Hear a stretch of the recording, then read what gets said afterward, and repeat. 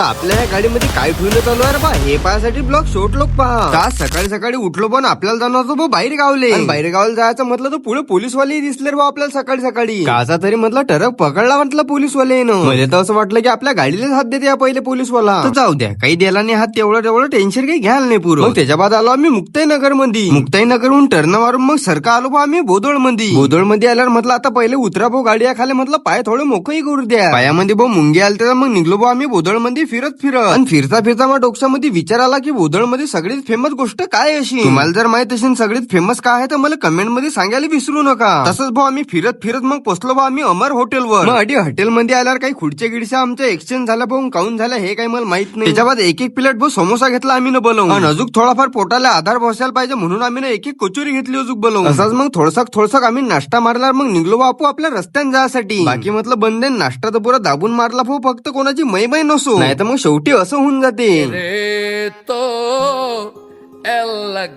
आपल्या याच्यामध्ये आपल्या माणसाचं एलगिल तर काही लागत नाही, डायरेक्ट गेम होऊन जाते.